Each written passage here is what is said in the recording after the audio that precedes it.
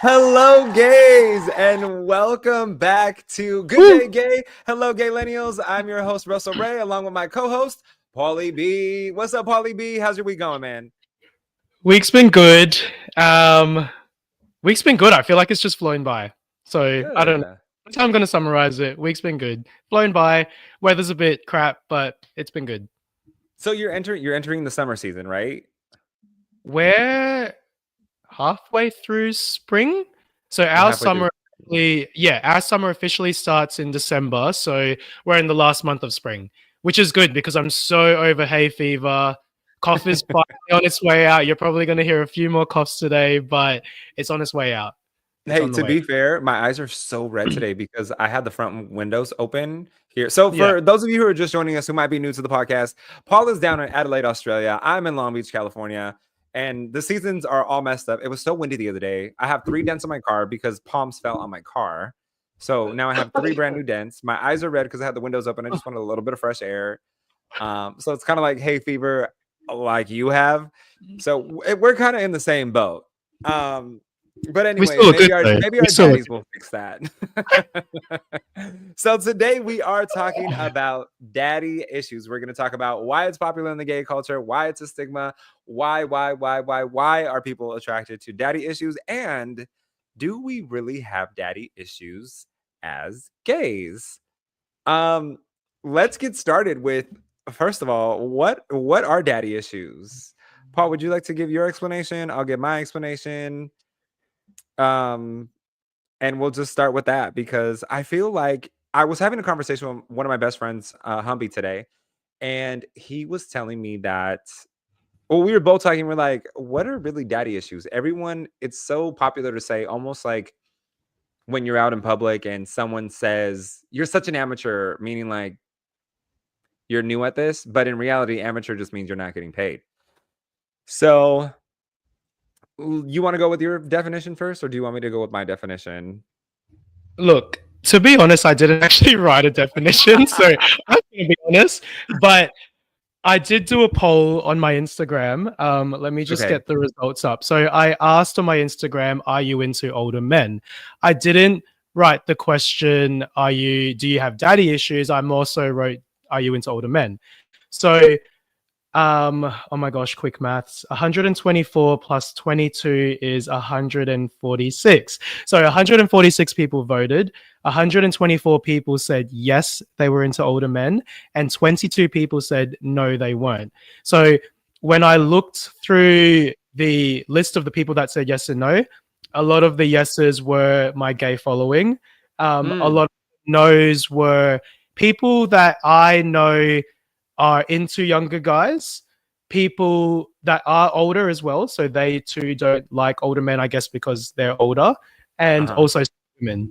But I was going to say, I'm curious to know, whoever voted no on your poll, how old were they, or roughly the age range of them? Were they on the younger spectrum? Because I feel like I almost wasn't ready for an age gap until I got to at least my mid-20s. Yeah, so definitely on the no side was like late 20s, like in the upper range of the late 20s to early 30s, to like also older guys like in their 40s, as well as literally straight women who aren't into older men. But that's fair. That's fair though. Being in your 40s, you do not want to date somebody that's 70. So I mean, some people do, but that's fair. But can I just say, so I have started watching Desperate Housewives again this week. So I've started putting it on, and Jesse Metcalfe, the gardener. Oh, yes. Jesse Metcalfe is so handsome. So it's his birthday at the beginning of December. He's what, a Sagittarius? Yes. Ooh, I hope I got that right. Do you know how old he's turning at the beginning of December? How old is he turning? He's turning 46. He's a daddy. Oh. I mean, yes, but we're not that far off. Oh, true. Yeah. But if people say like that's gay death. We just had this conversation last week, Paul. Gay death is when you enter your 40s. If people say that they're not into older men, but they still say that Jesse Metcalfe, who's turning 46, is hot, you're into older men, right? Yes. Let me just give you the definition of Give me your daddy definition. of a daddy of the age gap of a daddy relationship. So a significant age gap when it comes to daddy issues in gay relationships is usually between 10 to 20 years or more. It's not necessarily about the specific age difference alone, but more about the dynamics that might be at Mm. play. When someone with daddy issues pursues older partners, it may stem from psychological needs or preferences like seeking emotional support, stability, guidance, or validation from a more mature figure. Mm. So, which I feel is right up the alley. I thought myself before, because I told you, me and Humpy were having this conversation earlier. We were like, everyone always says what daddy issues are, but what is the actual definition of daddy issues and what is the age gap? So, I assumed it was over 10 years. Um, That so sounds when I about seen right. that, I wasn't surprised. Yeah. Um, have you dated anyone significantly older than you? Is my next question. Yes. I think I may have said this on the first episode of the podcast where we were talking about age ranges or age gaps in your 30s. Um, and I've dabbled into older men. Probably not the right word, dabbled. Um, I think I'll share like one experience that this is probably we didn't date, we were never dating, but I guess we were quite involved with each other. Okay. Sorry, I'm just looking at my notes just because I don't want to miss anything. Um, okay, so I'm going to refer to this daddy as Sydney Daddy. Okay. So he was 12 years older than me. So the age gap Wow. was 12 the years. age That's a good the one. age gap was 12 years, yeah, which was pretty cool because I guess on the Chinese zodiac side, we were both in the monkey year as well because we're 12 years apart, so we're both monkeys. Um, Okay. Okay, so I met Sydney Daddy in 2018 here in Adelaide. He was visiting for work.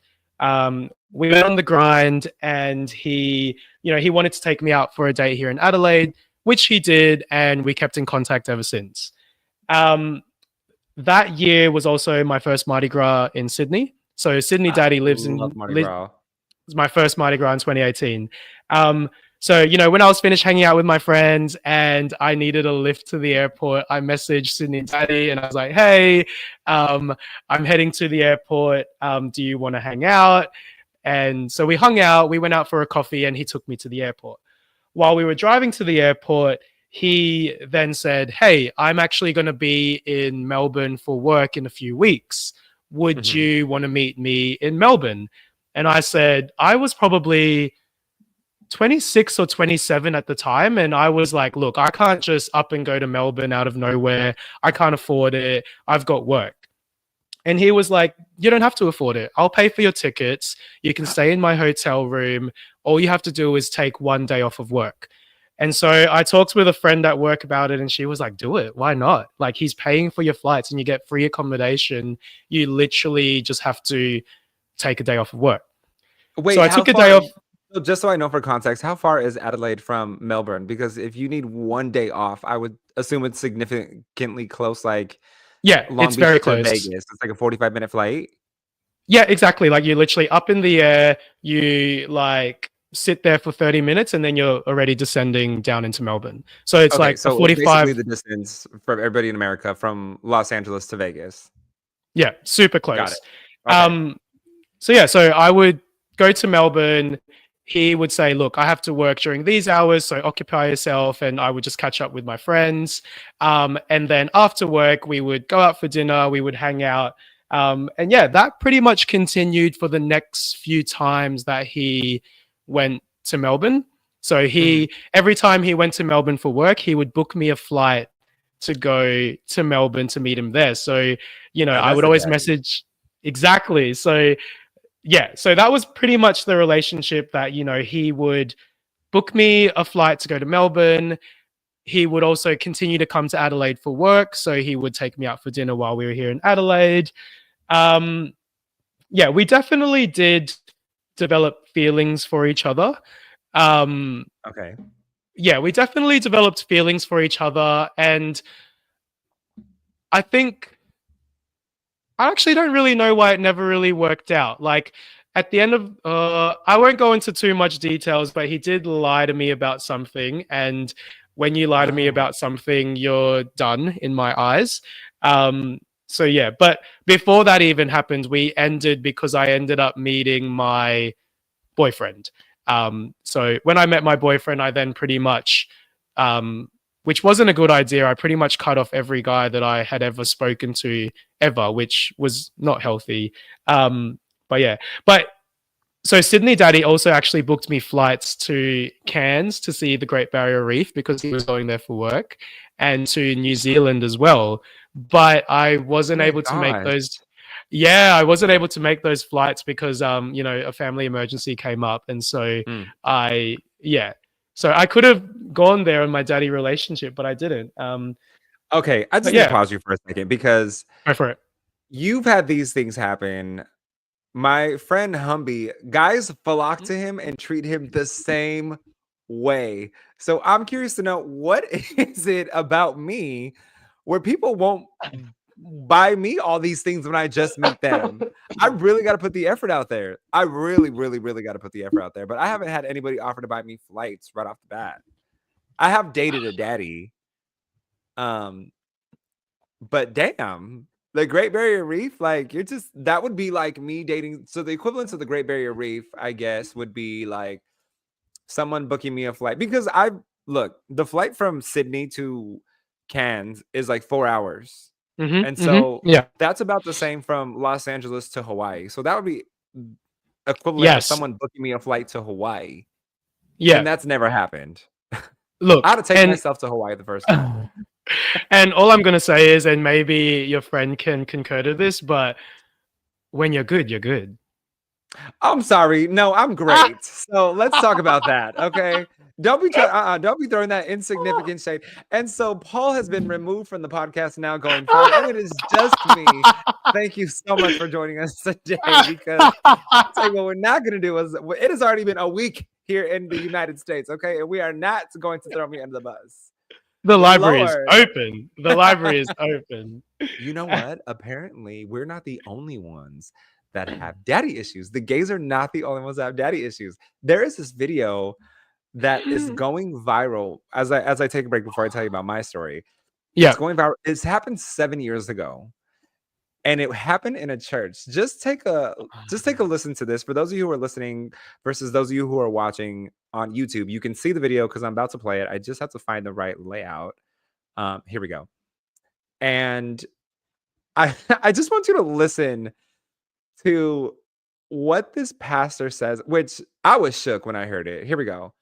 Um, Daddy, please fill me. That's you. I want you to pray. Let's pray it out loud. Let's not be scared. Let's pray it out loud. Daddy, please fill me.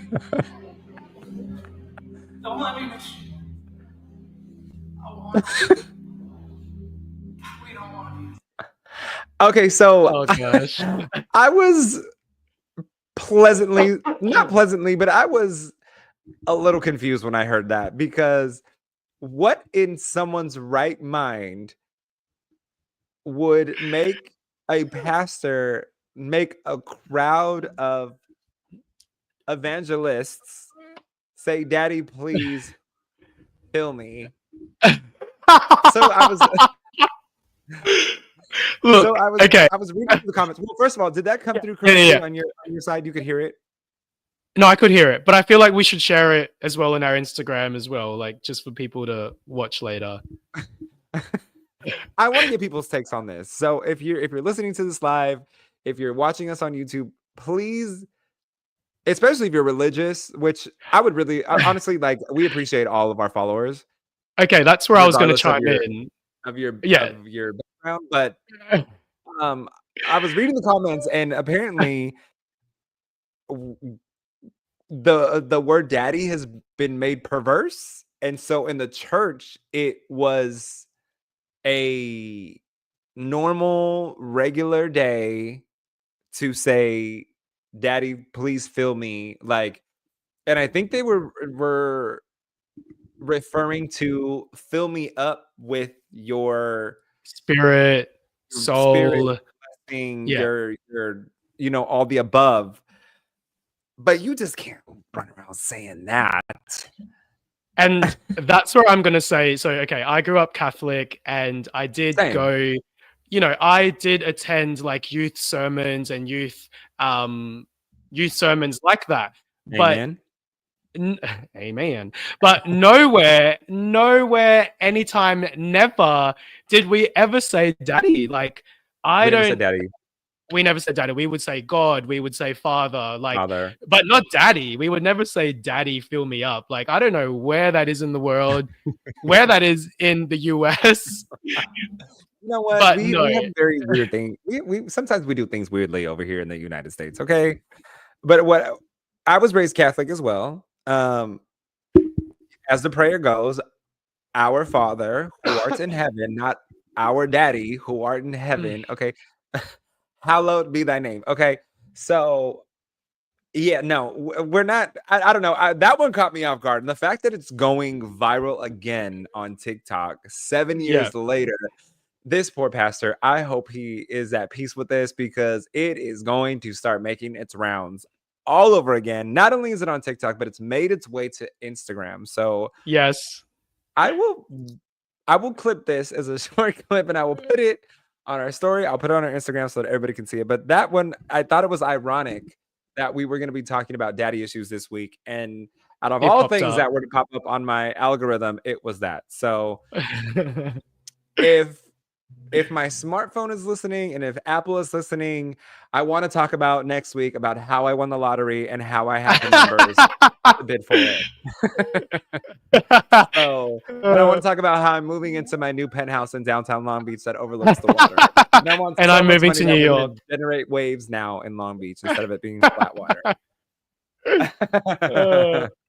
But so before that, exactly. Go before ahead. that, you got to tell us about your daddy issues. Okay, so I was Marsha said, hey y'all, she's in the chat. She just joined us on YouTube. She was laughing at something you and I said about let me see, about 5 minutes ago. I don't know exactly what we said, but we but Marsha said, please, we love our Central Park facing penthouse. Yes, because if the algorithm is listening, I want to talk about how I won the lottery next week or sometime this month before Christmas. So exactly, and I we're just moving need the to numbers to pop up in my phone. Thank you. We're moving Jesus, to let New the Lord York. say amen. Daddy, please fill me. So I met my daddy when I was 24. I was working at a bar in Palm Springs. It was 4th of July weekend, and it kind of happened by mistake, right? So how old was he first? So you were 24. How old was he? He just turned 40. Okay. But he looked really young. So it was a 16-year gap between us. Mm-hmm. And so I was getting tips, and there was one guy, he was about 6'2", 6'3", and he worked for Sony Music, and he was really weird. Not to say that people that work for Sony Music are weird, but he was just weird. And that was the first thing he told me. He's like, I work for Sony Music. And I'm like, okay.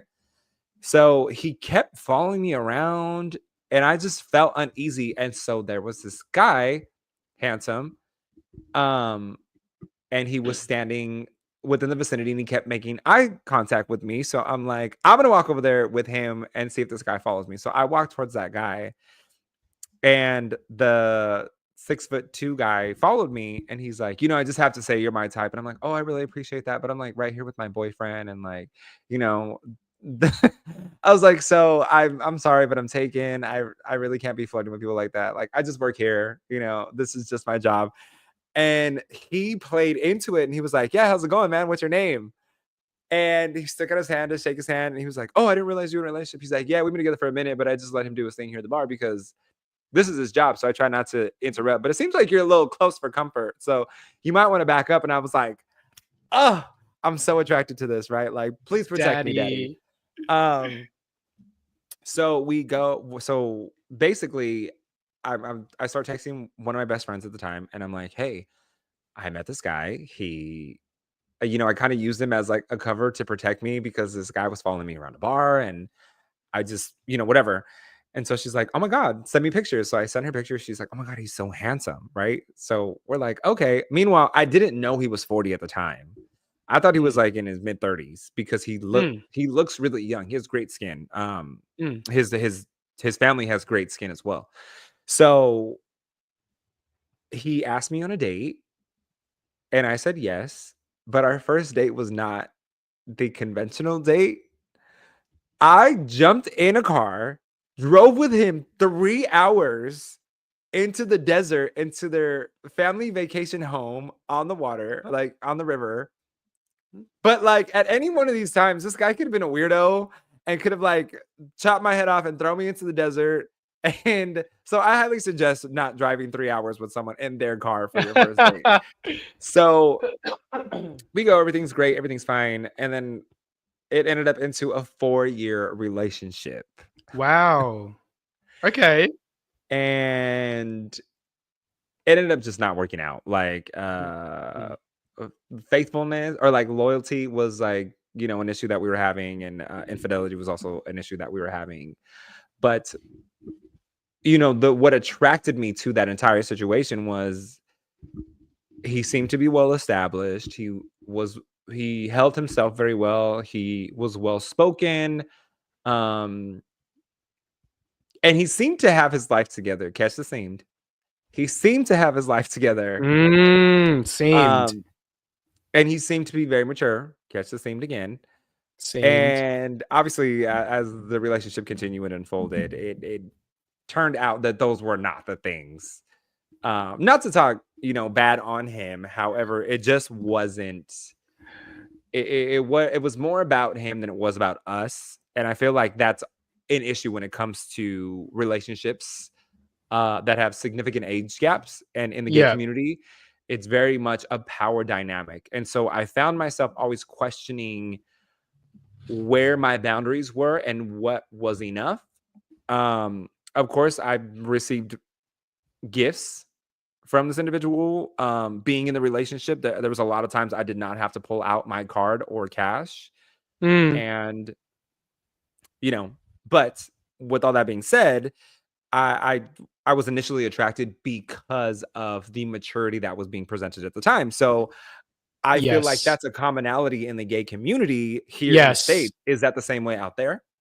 No, and so it's good that you brought that up, because I asked one of my friends, he was chiming in on the conversation that I was having on my socials, and I asked him straight up, like, why do you think gays have daddy issues?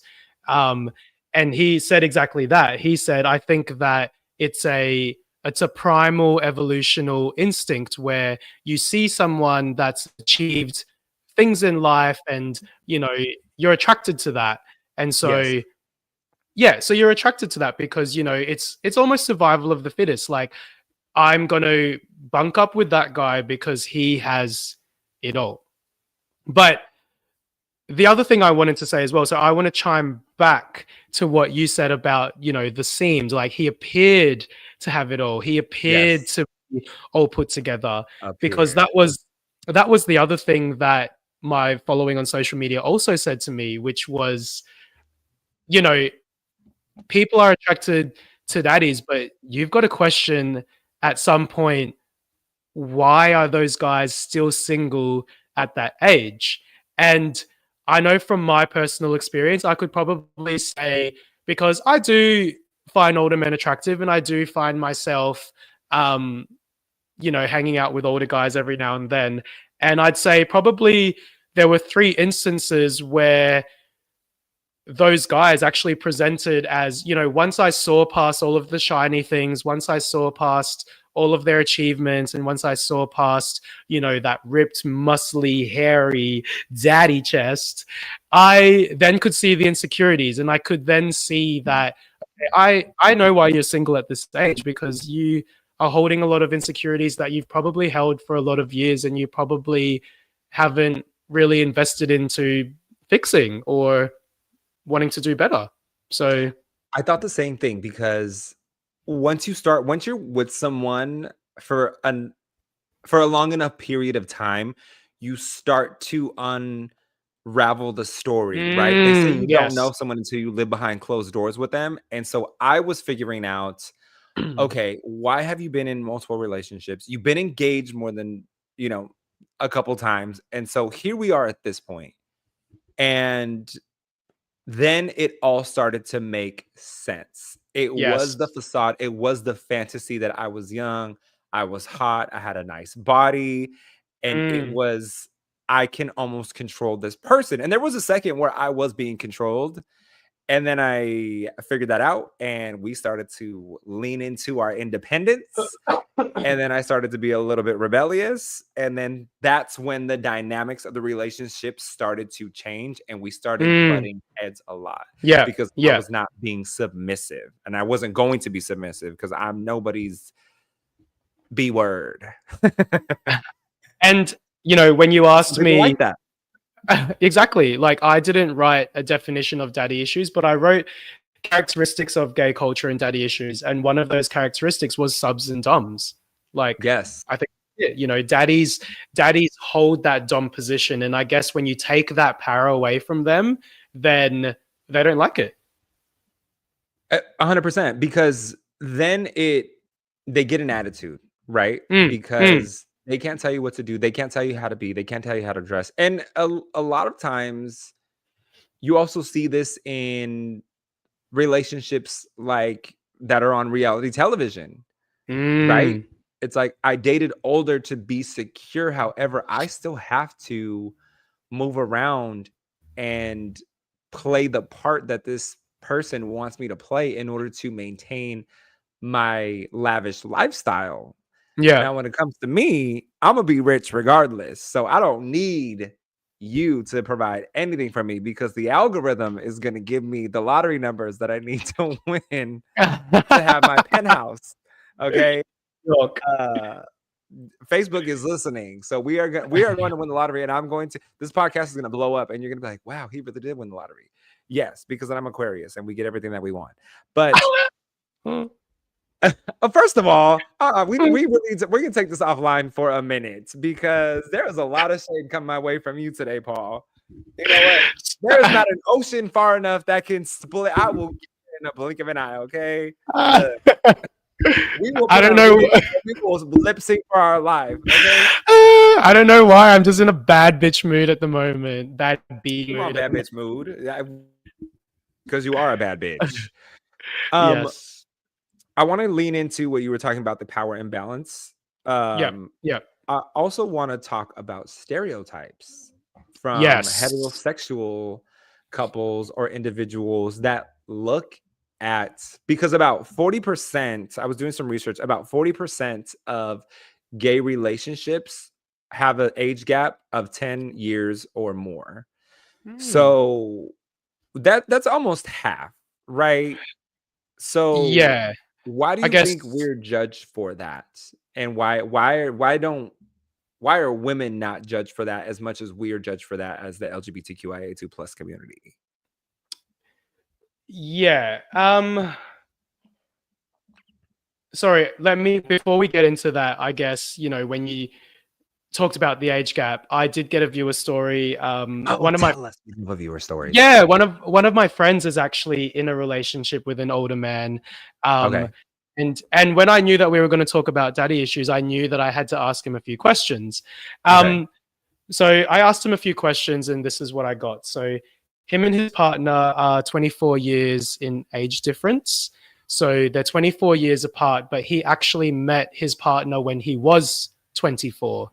I asked him as well, what's the biggest age gap that you've ever experienced?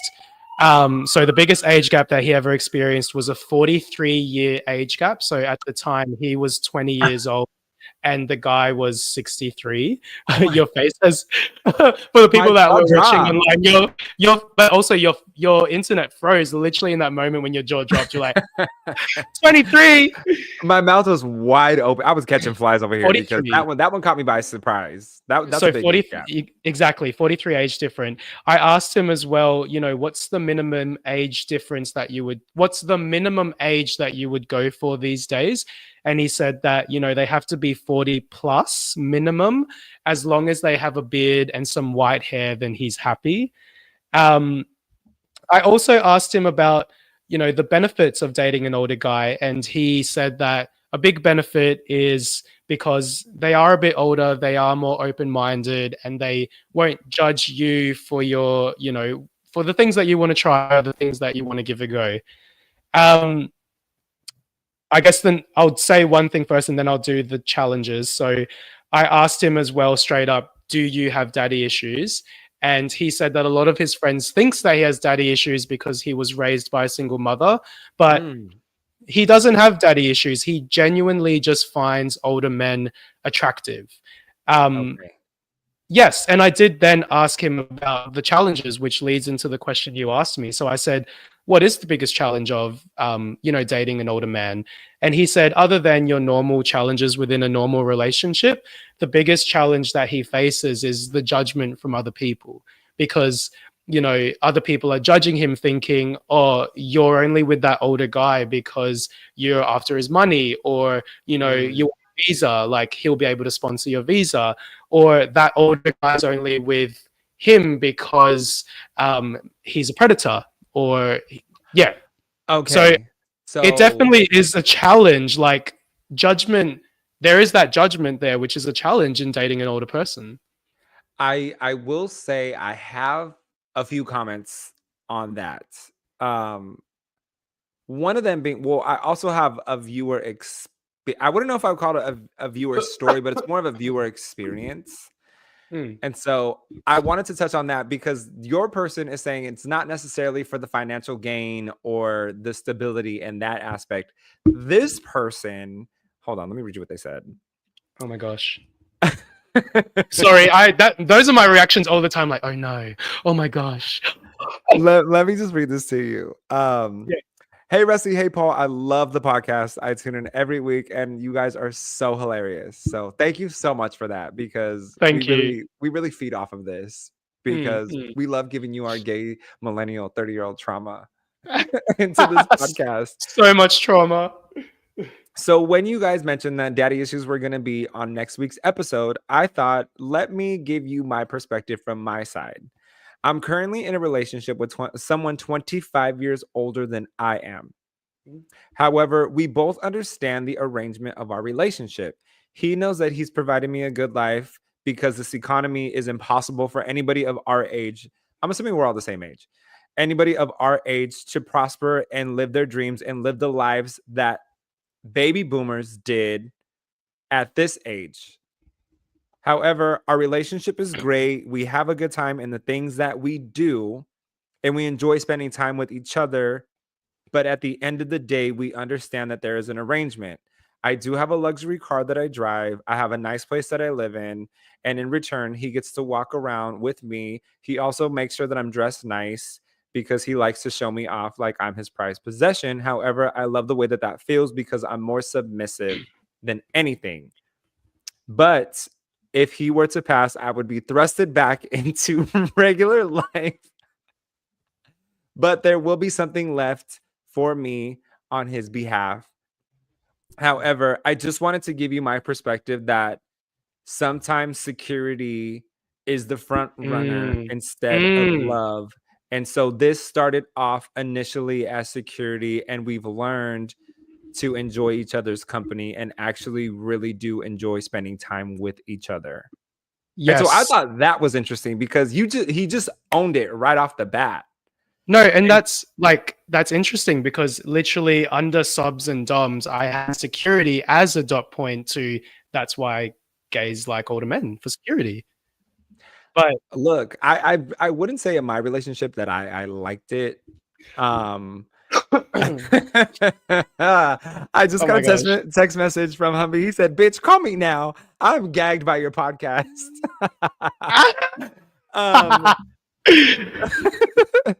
Okay, let me just touch on. So you said that he just hit the chat as well. I want to say, Jamie. Hi, Jamie. Okay, go ahead, continue. So you know the viewer, he owns it, right? Like he owns it. And another one of my viewer owns it himself. He owns his daddy issues. So I straight up asked him, he responded to my story and he said, I love daddies. And I asked straight up, I'm like, do you have daddy issues?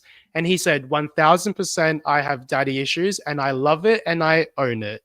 Yeah, like he knows exactly. He knows that you gotta appreciate who people are when they tell you who they are. Yeah, exactly. And so he knows that his relationship with his dad wasn't exactly the best. He knows that, you know, that relationship with his dad has had an impact on his love and relationships. And, you know, if he went to therapy, would that change? Potentially. But in the meantime, he owns it. He loves it. Loves it. And you know what? I think that's great. As long as you know what it is. Here's the thing. Here's a message that I want to spread to everybody that's listening to this is, as long as you know who you are, what you bring to the table, or what you're in this for, then I think you're good. I think it makes you more self-aware than most people on the planet, because some people just don't know what they want when it comes to relationships. So if you do have daddy issues, not daddy issues. Oh God. I'm so sorry I just said that, y'all. Oh my gosh. Move on. Look, once you go live, just anything can happen. And apparently that exactly. If you have daddy issues and you're owning it, I do have to say, like, kudos to you, because I still don't think I have daddy. Jesus, daddy, please feel me. Okay. I personally don't think I have daddy issues. So while you deal with the situation happened, yeah, and I was bamboozled in thinking that he was younger than what he was, and it wasn't until several months into our relationship, well, dating, I wouldn't say relationship, but dating, I seen his ID and I said, hold up, is that your birthday? That's your actual birthday? He said, show me your license. You have bamboozled me, because I feel like you were pitching it like you were in your mid-30s.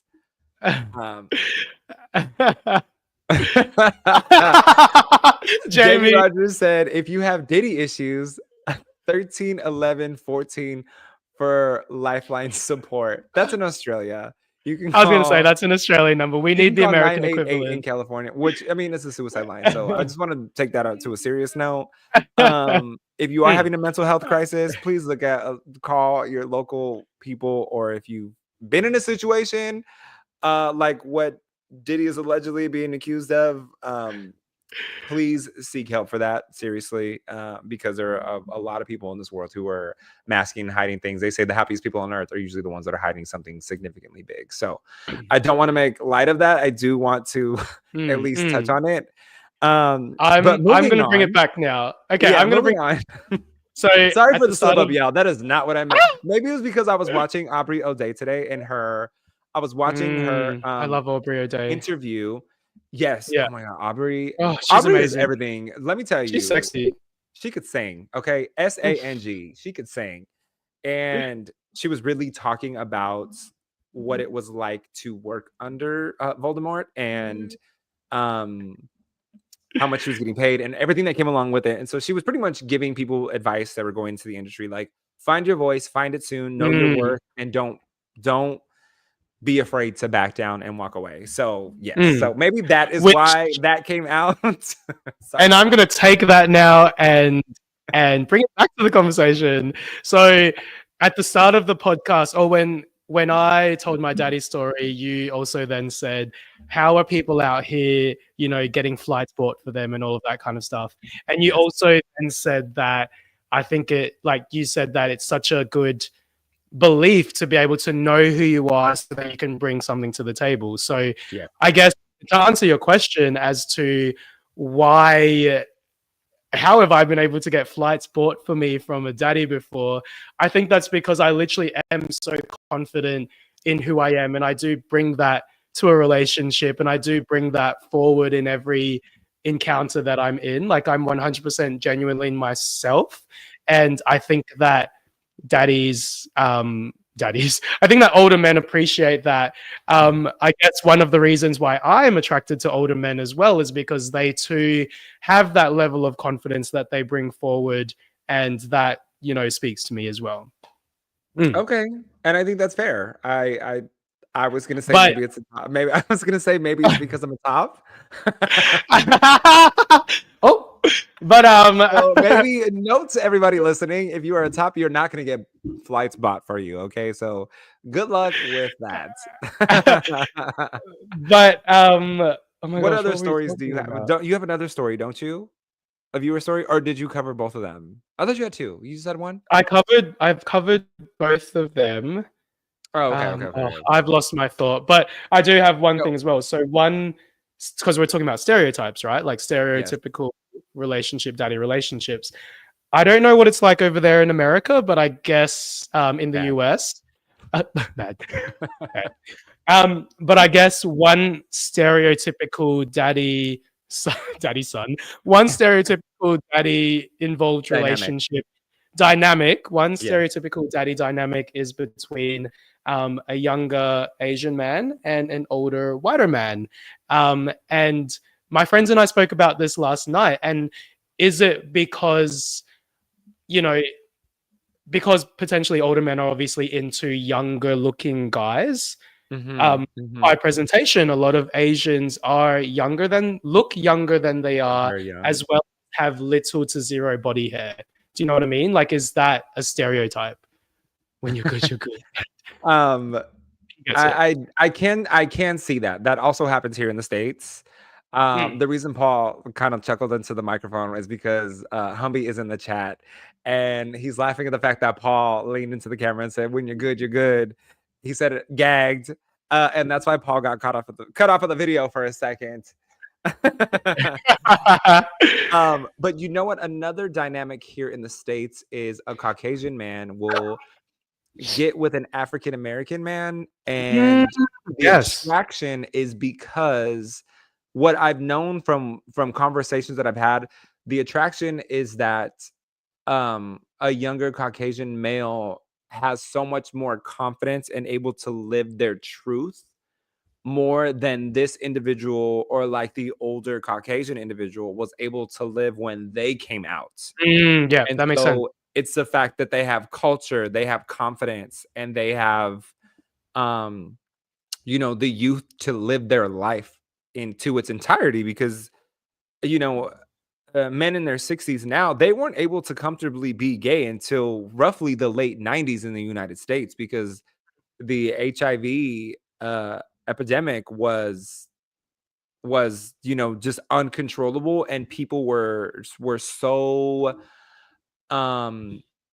they were so scared of the stigma of being around somebody with HIV. And thankfully now we have so much technology and science behind it in order to keep everyone safe and try to eventually eliminate the disease. So if you're listening and you're not on Discovery or Truvada, like, please head over to Mr. and everything is free. It can be provided to you free. If you don't have insurance, it's free. This is not a promo. This is just because I want to keep you all safe. I've had several friends who have had encounters and scares with HIV, so please just get that done. But again, going back to the conversation, is these older men were drastically more closeted than they are now. And so that's where cruising came about. And so you were meeting in parks, you were meeting in, public restrooms that were, off the chart. You were meeting in the middle of nowhere because you were looking for a safe place to, express your physical attraction to men. And New York is the center of, gay pop culture and its growth and its history and Stonewall and all these things. So I feel like, and also come back to the conversation of daddy issues, is that we are living in a time now where these men that are significantly older want to be with us because we're younger and they want to live vicariously through us in order to fulfill their own version of daddy issues, but more of youthful issues, because they weren't able to be what we are now. Yeah. So, which I love. I kind of love that. Yeah, I kind of love that. Long-winded, by the way. No, I kind of love that. And I also kind of love when you're out at a club or you're out at a gay party and you see a daddy just living their life in their I do love harness, that. showing off their body. I'm just like, I see you. I see you. Yo, I'm gonna look, see my you. doctor, I seen him one time in Palm Springs during white party, and he was just like in the Oh. corner waving his arms. He was all I was like, live your life, girl. Look, he was really out there just doing the thing. I was like, good for you, dog. Good for you. I want to give a shout out because as I mentioned in the promo that I failedly attempted to post yesterday, things are America's dealing with our own daddy issues and our own toxic ex, which they just reelected into the White House. So there a lot of things are going on here. So I do want to support our fellow LGBTQIA IA2 plus brothers and sisters around the globe, including in New York, New York, Gay Pride Apparel, GPA for short. They go by he, she, they. They're a clothing brand, high quality, empowered, proud, positive apparel. They're Latino owned and LGBTQ owned. They've been featured in NBC News, ABC News, and they've been sold inside of Walmart. You can go to www.gayprideapparel.com, and when you check out, use promo code IG10 for 10% off. So we just want to give them a shout out because we do want to support our fellow LGBTQ brothers and sisters out there and the businesses that they start. So please go over and support. And while you're doing that, and since you're going to be on the computer and on websites anyways, like, subscribe, follow, share our podcast onto your story. Please. I'm telling you, once we reach let's talk about the number again, but once we reach our first 1,000 followers, we're going to do a special promo or giveaway or something, but we need your help in order to get there. We also are striving for 1,000 downloads, so please log into Spotify, Apple iTunes podcasts, or check us out here on YouTube if you love to see our pretty faces, because we do moisturize and use retinol every night so that we look cute. And with that, back to the conversation with Paulie B.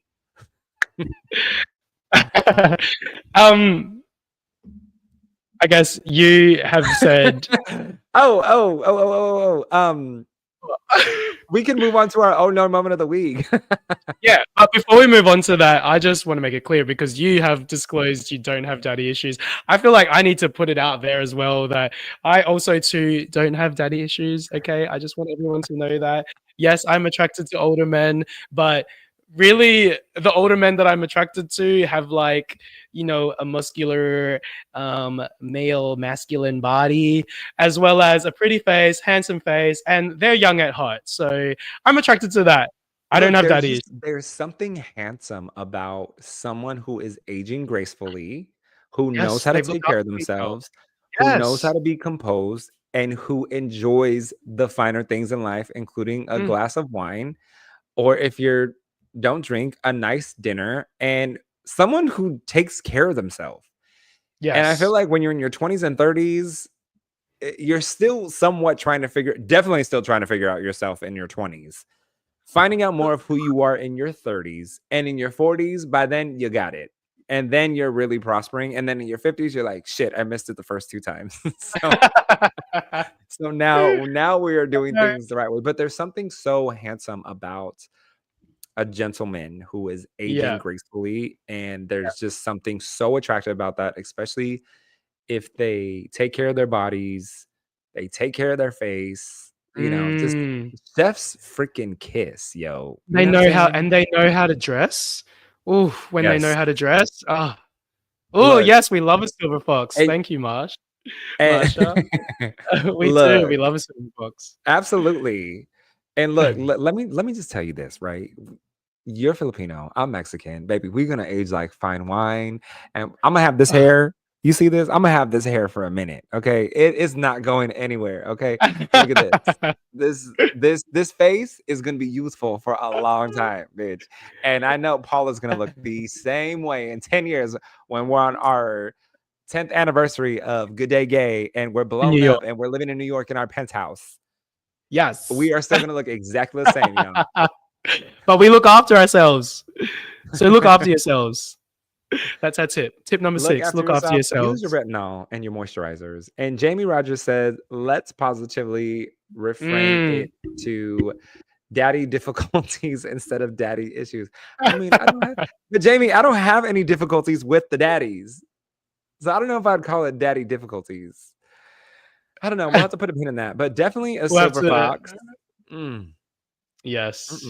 That's why all the tequila brands hire silver foxes for their commercials, because just Love everybody loves tequila. them. Just like booty. Everybody loves booty. Like am I lying? Look, you could be gay. Everyone likes a nice butt. You could be straight. Men like a nice butt. Women like a nice butt. Perfect ad commercial is big booty on a silver fox drinking tequila. Clapping my fingers for everybody who's listening instead of watching. Clapping my fingers. And with that being said, let's move on to Paul's segment for the Ordinary Moment of the Week. Okay, so because I look after myself, I get tested regularly. Yes. So I got tested this week. It wasn't a no moment. It wasn't like that. Okay. It was an oh yes moment. They all came back negative. Negative is positive. Good. Yeah. Okay. Okay. So I get tested regularly, as you should, as we should as gay men. Yes. And my oh no moment was when so recently, because in Australia, when you reach the age of 26 and above, if you were to go to like a private doctor, you have to pay for the consult as well as for the script to be issued to you. You can obviously go to a sexual health clinic, which is free of charge, but then you don't have that service of seeing the same doctor, seeing the same nurse constantly, consistently all the time. So, to save a bit of money, I was introduced to this phone service where you book in an appointment with a doctor over the phone. The doctor rings you up, they answer any questions you have, and then they issue you a referral to go get tested at a clinic. Yes. Once they receive the results of the referral, or once they receive the results of the test, then they issue you your script for prep as well as your results of the test. So I got my referral from the doctor and I took it to the clinic, and, I gave it to the nurse, and she was just reading over everything 3 times. She was, questioning me like, okay, so let me get this right. You need to do this. You're after this. We need to test you for this. She called the testing lab and was like, hey, like, I'm not really sure what I have to do. Can you please let me know what I need to do? And in that moment, I just thought, oh no, like these straights know nothing about gay STI clearing, or look, in comparison to us gay men. With you here, they're the same. In comparison to gay men, I feel like we're very well educated. And so in that moment, while she was like doing her Googling or doing her whatever, I was like, you know what? Give me 2 pee pots, give me 2 swabs. I'm going to go do that right now. You sort yourself out. And so that was my oh no moment of the week, my oh no moment of the week, where I thought the straights need to get educated. They do. You know what they do? Because there was one time I was taking a medication and I went to the urgent care because I broke out in a rash on my chest. And the first thing she told me was, has anybody ever told you that you had HIV? And like my heart dropped. I said, what do you mean? Like, what do you mean? Has anyone ever told me? And she goes, well, that kind of rash would be significant with an HIV infection. And I said, hold on. I'm on PrEP, number 1. Number 2, I'm not sexually active at the moment. Number 3, I get tested every 6 months and no one has ever told me that I have HIV. I said, what exactly are you talking about? And then she told me the name of the rash, and I looked up the information. I said, okay, I'm going to need you to definitely do your research as a physician's assistant and know that you need a full-blown infection heading into AIDS to have this type of rash, which is 7 years down the line of being untreated. So you just can't walk into someone's room and tell them. Because now you just gave me the scare of my life that was unnecessary because you were uneducated as a heterosexual woman. Wow. So yes, that was an oh no moment of life. Oh no. Yes, definitely. If you are straight, go get educated on PrEP. Go get educated on the HIV testing process. Go get educated on keeping yourself healthy, because the gays have been through it through the 80s and the 90s, and they have passed it on to our generation on how to take care of ourselves so that we can avoid becoming sick. And ask us questions. Ask us questions, but don't be offensive, because we will put you in your place and we'll put our glasses on and we will read you. The library's open. The library is open. Oh no. All right. What was your oh no moment? My oh no moment of the week is I went to my closet to go get rid of clothes, because I was doing, I clean out my clothes like every 3 months because I have so much. Oh, that's good. That's good. And my favorite pair of pants I've been looking for like 2 months. I find them. I'm like, yes, I put them on. I have them on still now. They are the tightest that they've ever been. Oh my gosh, show us. I'll show you right now. I went to the doctor and he was like, so you're up 7 pounds from last year. And like, part of me is like, hell yeah, right? Because I'm trying to be thick, right? But the other part of me was like, I don't see it. You know what I mean? Like, I don't see it, because I'm thinking like, if I'm up 7 pounds, like these pecs will be popping, my biceps will be a little bit more bigger, like my shoulders will be round. But it turns out my ass is getting fatter. And we had this conversation last week. It's the only thing that grows. So my oh no moment of the week is I've been working so hard on my upper body and my ass continues to grow. And I'm going to show you all right here, right now, with all of this lighting. Okay, so so Russ is currently standing up. He has moved the microphone. His booty is popping. Those pants are tight. There is 7 pounds in there. Look at these. My ankles are showing. Not the ankles. Oh, my ankles were showing. It's the high waters, girl. Let me tell you. Look, to be blessed and stressed are two in the same. And what can I say? I'm paving the wave. I'm paving the way for natural asses. Look, can I just say, none of this is fake. You and I met 2 years ago, and then we finally met each other again this year in like February or March.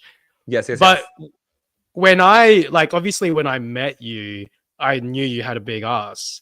But when I saw you 2 years later in February, I was reminded very fast that you have a big ass. I was like, oh yeah, that's my friend.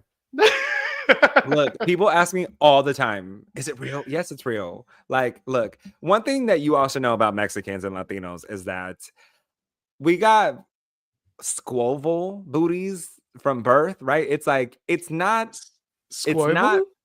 like fat, right? So like, I'm trying to give a visionary of that. Like it's round and it's also wide, right? So like you got to make sure you keep it in check.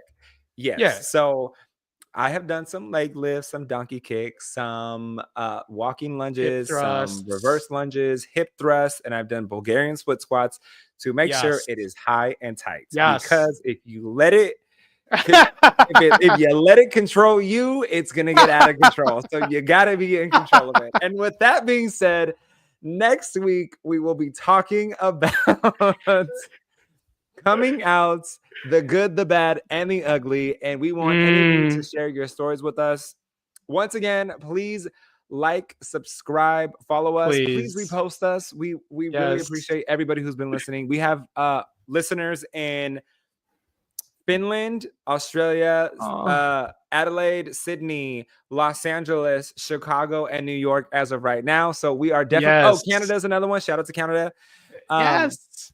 Thank you all so much. We really, really, really appreciate it. But we're about to reach our 1 hour mark, and we said we're going to be 45 minutes. So we'll see you next time. We love you. Bye. Thanks for watching. Bye. Bye.